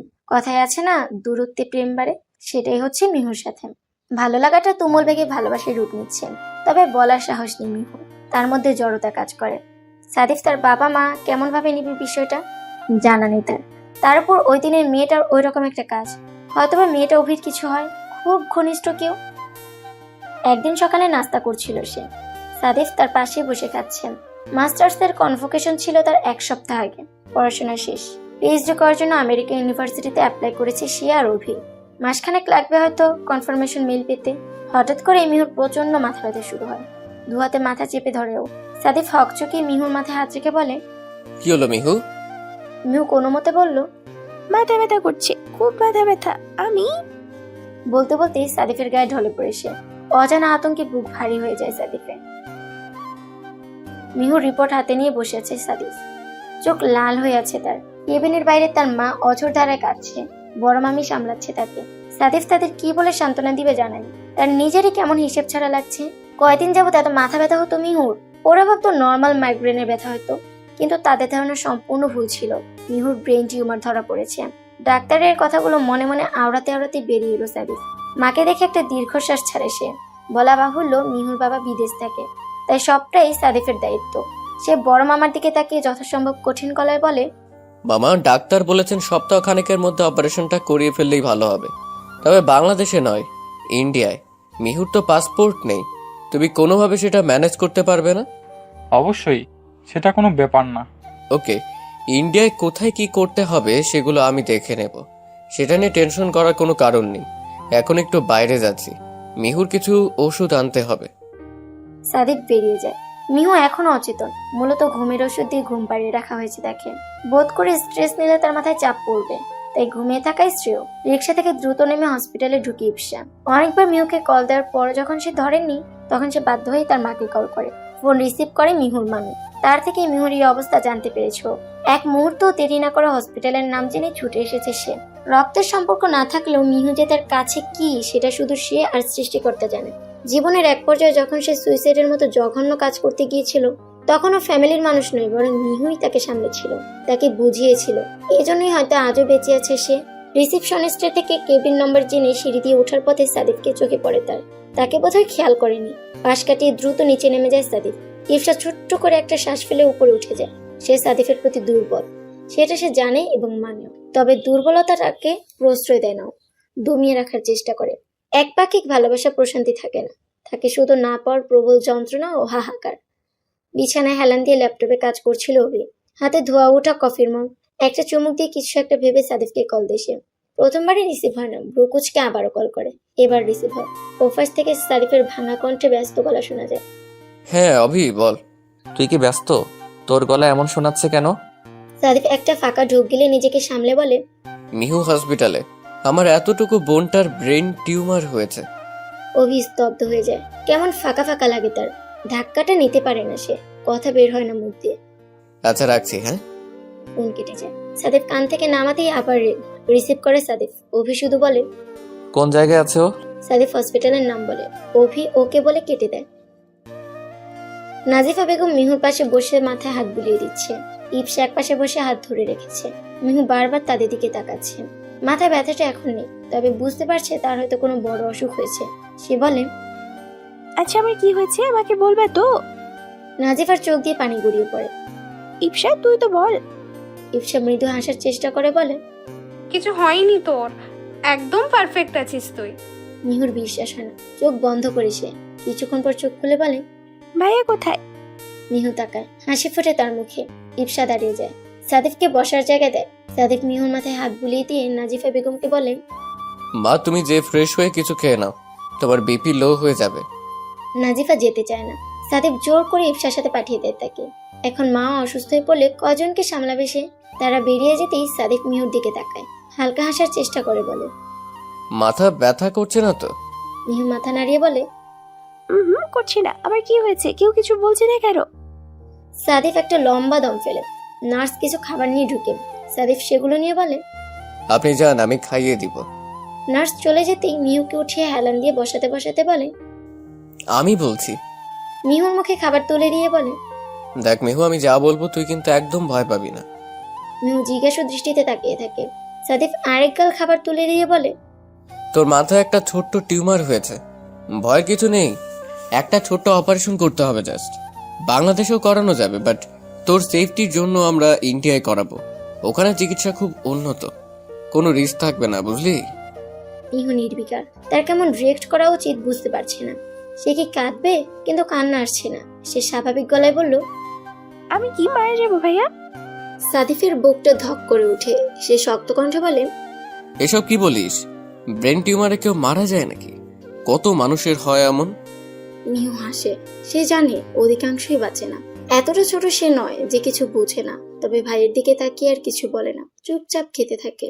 তারপর ওষুধ খেয়ে শুয়ে পড়ে। ঘুমের ওষুধের ডোজ বেশিও হয়, কিছুক্ষণের মধ্যেই ঘুমিয়ে পড়ে। মিহুর ঘুমন্ত মুখের দিকে এক দৃষ্টিতে তাকায় সাদিফ। খুব কাঁদতে ইচ্ছে করছে তার। চোখের পানি আটকে রেখে শক্ত হওয়ার চেষ্টা করে। নিঃশব্দে তার পাশে এসে দাঁড়ায় ইপসা। সাদিফ বুঝতে পারে, মাথাটা কিছুটা ঝুঁকিয়ে ফেলে সে। কাঁদতে চাচ্ছে না সে।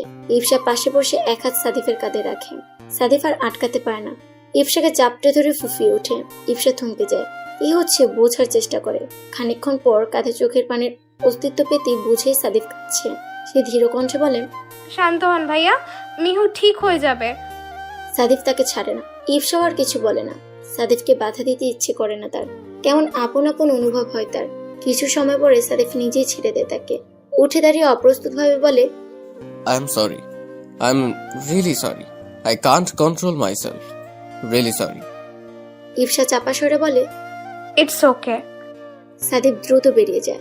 এরকম লজ্জা সে কখনো পড়েনি। হনহনিয়ে কেবিনের সামনে যায় অভি। সাদিফকে দাঁড়িয়ে থাকতে দেখে বলে, মিহু ভেতরে? হ্যাঁ, ঘুমাচ্ছে। কাছের দরজা দিয়ে তাকায় অভি। মিহু ঘুমিয়ে আছে। তার হাত ধরে পাশেই মাথা টেকিয়ে শুয়েছে ইপসা। ভেতরে যাওয়া সমস্যা নেই। অভি ভেতরে ঢুকে মাথায় হাত বুলিয়ে দিয়ে বের হয়ে আসে। মনে তার একটাই প্রশ্ন, আমার বিহবাকের সাথেই কোনো এমন হলো? অভি বেরিয়ে আসতেই সাদিফ বলে, তুই এত চিন্তা করছিস কেন? বোনটা তো আমার। বন্ধুর বোনের জন্য এতটা চিন্তা? অভি ম্লান হেসে শান্ত স্বরে বলে, ইউ নো আই লাভ হার।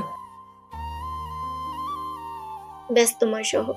প্রকৃতিতে যেন নেমে এসেছে বিষাদময় পূর্বাভাস। বাতাসগুলো কেমন তেতো ঠেকেছে। এয়ারপোর্টে সবাই ব্যস্ত নিজ নিজ কাজে। পিনপতন নীরবতা নয়, তবে কোলাহলের মাত্রা খুবই কম। টিকিটের যাবতীয় কাজগুলো শেষ করে ফিরিল সাদিফ। নাজিফা বেগম এখনো মিহুকে জাপটে ধরে ফুফাচ্ছেন। উপস্থিত সবার চোখই পানিতে পরিপূর্ণ। ইফসা, ফারিয়া, তার বড় মামি সবাই বারবার চোখ মোছার বৃথা চেষ্টা করছে। মিহুর কোনো ভাবান্তর নেই। সে কেমন যেন অনুভূতিহীন। উল্টো পাশ থেকে সাদিফকে ফিরে আসতে দেখে সে মুচকে এসে মার দিকে তাকিয়ে বলল, কাঁদছো কেন মা? তোমার কি মনে হচ্ছে আমি মারা যাব? নাজিফার কলেজা কেঁপে উঠল। এত আদরের মেয়ে তার, যদি খারাপ কিছু হয়ে যায়। প্রতি উত্তরে কিছু বলার আগেই সাদিফ এসে কাটো কাটো কণ্ঠে বলল, তোকে না বলেছি উল্টোপাল্টা প্যাচাল করবি না? চুপ করে থাক। মা, তুমি কান্না বন্ধ করো, আমাদের ফ্লাইটের সময় হয়ে গেছে, যেতে হবে। মামার কাছে যে লাগেজগুলো পরখ করে নেয়।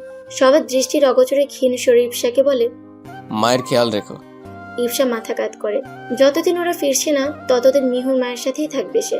সাদিফ নিজের লাগেজটা এক হাতে ধরে আরেক হাতে মিহুর হাতটা শক্ত করে ধরে সে। মিহু আরেকবার 4-5টা চোখ বুলায়। ঘন পল্লবে ঢাকা চোখগুলো দিয়ে বারদুয়ের পলক ফেলে অতি আকাঙ্ক্ষিত ব্যক্তিটাকে খুঁজে, কিন্তু না, যতদূর তার দৃষ্টি যায় ততটুকুতে নাই সে। আবারও চোখ বন্ধ করে সে ভাবে, খুললেই হয়তো দেখবে অভি তার সাথে দেখা করতে এসেছে, হয়তোবা শেষ দেখা। তবুও দেখা তো হোক। হাতে টান পড়তে সম্বিত ফিরে তার। সাদিফ তাকে হাঁটার জন্য ইশারা করছে। দীর্ঘশ্বাস ফেলে পা বাড়ালো সে। চোখের মনে এদিক ওদিক ঘোরাচ্ছে বারবার। চোখের কোণে জমা হচ্ছে অভিমানের ক্ষুদ্র ক্ষুদ্র সিক্ত কণা। তাহলে কি অভি তাকে শুধুই বন্ধুর বোন মনে করে, আর কিছুই না? তার অসুস্থতার কথা শুনে একটিবারের জন্য কি তার সাথে দেখা করা যেত না?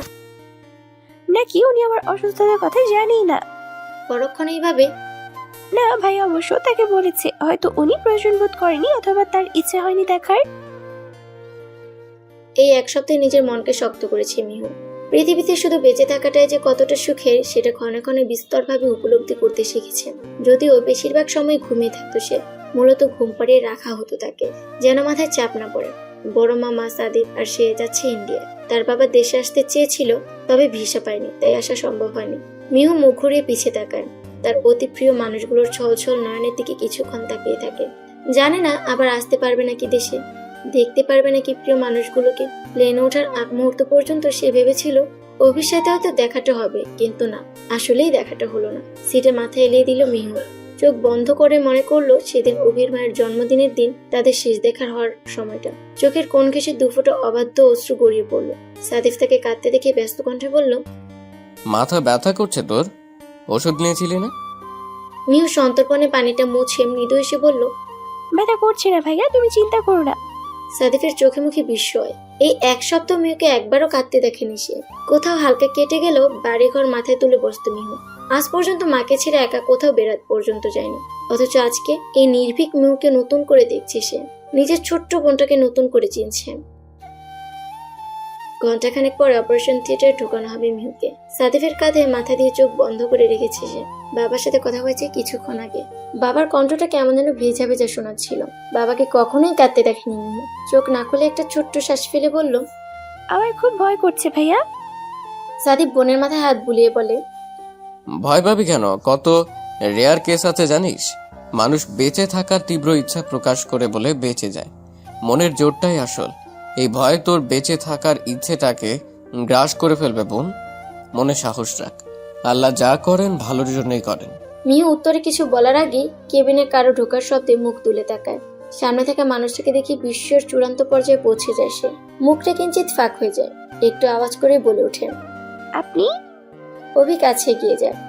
সাদিফ উঠে, আমি একটু ডাক্তারের সাথে কথা বলে আসি। বলেই বেরিয়ে যায়।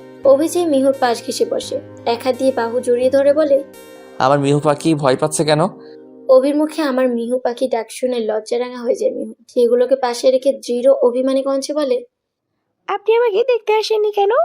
আমাকে কি আপনার মনে পড়ে না? নাকি আমি আপনার কেউ নই? এই সময় মিহুর ছেলে মানুষের কথা শুনে অবাক হয় সে। আবার খুশিও হয় এই ভেবে যে মিহুর নার্ভাসনেসটা একটু হলেও কমেছে। অভি কিছুটা ফিসফিসিয়ে বলে, আমি রোজ তোমাকে দেখতে আসতাম, তুমি ঘুমিয়ে থাকতে বিধায় আমাদের দেখা হতো না। আর শোনো, তুমি আমার মনেই থাকো, তাই আর মনে করার দরকার পড়ে না। আর কি যেন বললে, তুমি আমার কেউ না, তুমিই তো আমার সব। আলাদা করে বলতে হবে মিহু পাখি? মিহু মাথা নাড়ায়, অর্থাৎ আলাদা করে বলার প্রয়োজন নেই। সে বুঝতে পারছে। অভি মিহুর হাত জোড়া নিজের হাতের মুঠে আবদ্ধ করে, এক হাতের উল্টো পিঠে আলতো করে ঠোঁট ছুঁয়ে বলে, তোমাকে আমার জন্য হলেও বাঁচতে হবে মিহু পাখি। তোমায় ছাড়া আমি সত্যি অপূর্ণ। এই অপূর্ণ আমার সঙ্গে পূর্ণতা প্রাপ্তির পথটুকু চলার জন্য হলেও আমার তোমাকে প্রয়োজন, একটু বেশি প্রয়োজন মিহু পাখি। মিহু মাথা নিচু করে রেখেছে। ভাবছে কেন এই মুহূর্তগুলো তার জীবনে আর একটু আগে এলো না। এই অনুভূতিগুলো উপভোগ করার সময়টুকুও কি পাবে না সে? হঠাৎই বেঁচে থাকার তীব্র আকাঙ্ক্ষা জেগে উঠল মিহুর হৃদয়।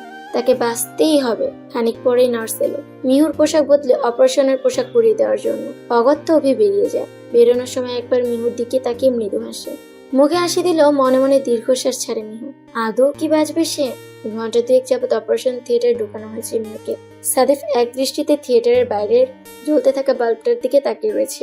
ভাবছে এই বাল্বটার রং লাল কেন? লাল রং তো বিপদের আভাস দেয়। মিহুর বড় মামা সামনেই বসে আছে, আর চোখে অভিকে দেখছে সে। নিচের দিকে দৃষ্টি দিয়ে পাথরে নিয়ে বসে আছে অভি। এই একটা সপ্তাহ ছেলেটা কি না করেছে মিহুর জন্য। একদিন আগে ইন্ডিয়া চলে এসেছিল সে। এখানে হসপিটাল, ওদের থাকার জায়গা সহ সবকিছু ম্যানেজ করেছে। মিহুর প্রতি তার ভালোবাসাটা ঠিক কতখানি গভীর সেটা 19 বাসার সবাই ইতিমধ্যে বুঝে গেছে। ছেলেটা মুখে কিছু না বলে কত কিছু প্রমাণ করে দিয়েছে। হঠাৎই একজন ডাক্তার হন্তদন্ত হয়ে বেরিয়ে আসে। সাদিফ কি হয়েছে জিজ্ঞেস করতেই বলে, পেশেন্টের মস্তিষ্কে খুব রক্তক্ষরণ হচ্ছে। It's not a good sign. তবুও আমরা আমাদের সর্বোচ্চ চেষ্টা করব। Don't worry. বলে ডাক্তারটা চলে যায়। সাদিফ স্তব্ধ হয়ে যায়। অভি তখনও ঠায় বসে আছে, দু হাতে মাথা টেকিয়ে রেখেছে। মস্তিষ্ক বলছে খারাপ কিছু হবে, আবার মন বলছে আল্লাহ এতটা নিষ্ঠুর হবেন না ওর প্রতি। কয়েক বছর পর হসপিটালের সামনে থামানো একটা গাড়িতে বসে আছে মিহু। গাড়ির জানালাটা দিয়ে চেয়েছে বাইরের দিকে। তাকে গাড়িতে বসিয়ে দিয়ে অভি ভেতরে গেছে রিপোর্ট আনতে। মিনিট 5-এর মধ্যেই ফিরে এলো অভি। ড্রাইভিং সিটে বসে রিপোর্টের প্যাকেটটা পেছনের সিটে রাখলো। মিহুর সিট বেল্ট বেঁধে দিয়ে জানালার কাছ তুলে দিয়ে বলল, গ্লাস আটকে দিয়ে গিয়েছিলাম আমি। শীতের মধ্যেও তোমার হাওয়া না লাগালে চলে না, না? মিহু বেঞ্চি কেটে অভির দিকে তাকিয়ে বলল, না চলে না, জানালা খোলাই থাকবে। আটকালেন কেন? খুলেন বলছি। অভি চোখ গরম করে তাকায়। মিহু মুখ ফুলিয়ে চোখ নামিয়ে পেটে হাত রেখে বিড়বিড় করে বলে, আমি কতবার বললাম আমার আসতে ইচ্ছে করছে না হসপিটালে। না, তাও আনতেই হবে, চেক আপ করাতেই হবে। এত জেদি তোর বাবা। বুঝলি তোর বাবা আমাকে কত অত্যাচার করে। অভি এক ভ্রু উঁচিয়ে চোখ ছোট ছোট করে তাকায়। মিহু 4 মাসের অন্তঃসত্ত্বা। গোলগাল হয়ে গেছে মেয়েটা। ওলা গালগুলো আরো ফুলিয়ে রেখেছে। অভি তার এক গেলে আঙ্গুল দিয়ে টোকা দিয়ে পকেট থেকে বড় চকলেটের প্যাকেট বের করে এগিয়ে দিয়ে বলেন, চেক আপ করানো জরুরি ছিল বলেই করিয়েছি। এখন গাল না ফুলিয়ে এটা খাও। মিহু ভ্রু কুচকে টান দিয়ে চকলেটটা নেয়। প্যাকেটটা খুলে এমন একটা ভাব করে যেন সে খুব বিরক্ত। অভি হেসে গাড়ি স্টার্ট দেয়। মিহু তার অমূল্য সম্পদ। হারাতে হারাতেও ফিরে পেয়েছে তাকে। সেদিন অপারেশনে মিহু বেঁচে গিয়েছিল। আল্লাহ বাঁচিয়ে দিয়েছে তাকে। এতগুলো মানুষের দোয়া ফিরিয়ে দেয়নি আল্লাহ। অবস্থা ক্রিটিক্যাল হওয়া সত্ত্বেও ধীরে ধীরে রিকভার হয়েছিল। 72 ঘন্টা পর জ্ঞান ফিরেছিল তার। এই গাড়ি থামান, আমি চা খাবো। পাশের চায়ের দোকানের দিকে ইশারা করেন মিহু। অভি গাড়ি না থামিয়ে বলে, এখন এসব চলবে না, রাত হয়েছে অনেক, আরেকদিন নিয়ে আসবো নে। মিহু এক হাত দিয়ে অভিকে হাত ঝাঁকিয়ে বলে, এই গাড়ি থামান। গাড়ি থামিয়ে দেয় অভি। দীর্ঘশ্বাস ফেলে বলে, আচ্ছা বসো, আমি নিয়ে আসি। এরপর গাড়ির দরজা লক করতে করতে বলে, একদম না, আমি এনে দিচ্ছি। তোমার ভরসা নাই, গাড়ি লক করে দিয়ে যাই। নিচু হয়ে মাথা ঢুকিয়ে মিহুর দিকে চায়ের কাপ এগিয়ে দেয় অভি। মিহু মুখ বাঁকা করে সেটা নেয়। অভি সিট বেল্টটা খুলে দিতেই তার ফোন বেজে ওঠে। হাতে নিয়ে দেখে সাদিফের ফোন। রিসিভ করতেই সাদিফের ব্যস্ত স্বর শোনা যায়। হ্যালো অভি, ইপসার খুব বমি হচ্ছে, কিছু খেতে পারছে না। ও ডাক্তারটাও ফোন ধরছে না। মিহু ডাক্তারটার নাম্বারটা দে তো, ওনাকে ফোন করি। এই সময় এমন হয়েই থাকে। তুই এত চিন্তা করিস না, আমি নাম্বার মেসেজ করে দিচ্ছি, তুই ফোন করে দেখ। ফোন কেটে নাম্বারটা মেসেজ করে দেয় অভি। সাদিফ ইফসার বিয়েটা ওদের বিয়ের সাথেই হয়। 2 বছর আগে তাদের পিএইচডি শেষ করে দেশে ফেরার পরেই বিয়েটা করে নেয় ওরা। বলা বাহুল্য ইফসা এখন 3 মাসের অন্তঃসত্ত্বা। চায়ের চুমুক দিয়ে মিহুর গায়ের শালটা ঠিক করে জড়িয়ে দেয় অভি। গাড়ির লাইট নিভানো, চাঁদের আলোতে স্নিগ্ধ দেখা যাচ্ছে সবকিছু। অভি মাথা ঝুঁকিয়ে মিহুর পেটে একটা চুমু খায়। মিহুর লজ্জায় লাল বর্ণ ধারণ করা গাল দুটো চোখ এড়ায় না তার। সেই মিহুর কানের কাছে ঠোঁট নিয়ে নেশাতুর কণ্ঠে বলে, আমার সবটা জুড়েই শুধু তুমি আছো মিহু পাখি, আর এখন তোমার মাঝেও আমার অস্তিত্ব ধীরে ধীরে বেড়ে উঠছে। আমার সকল অনুভূতিতে শুধু তুমি এবং তুমি। আমার ভালো লাগা খারাপ লাগা সব কিছুতেই শুধু তুমি বিরাজ করো। আমার সকল অনুভূতির একটাই নাম, তুমিময় অনুভূতি।